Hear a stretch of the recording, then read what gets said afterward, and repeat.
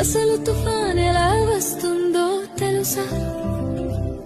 సముద్రం మొదట ప్రశాంతంగా ఉంటుంది, అలలు మెల్లగా తాకుతూ ఉంటాయి. కానీ సూర్యుడు బాగా వేడెక్కితే సముద్రపు నీరు కూడా వేడిగా మారుతుంది. ఆ వేడి నీటి మీద ఉన్న గాలి కూడా వేడి అవుతుంది, పైకి ఎగురుతుంది. గాలి పైకి ఎగినప్పుడు కింద ఖాళీ అవుతుంది.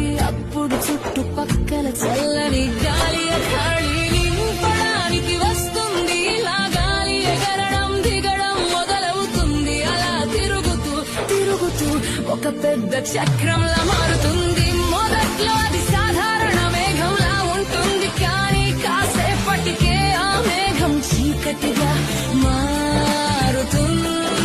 మేఘాల మధ్య మెరుపులు మెరుస్తాయి, గాలి గర్జిస్తుంది. సముద్రం మీద గాలి వేగం 60-80-100 కిలోమీటర్లు పెరుగుతుంది.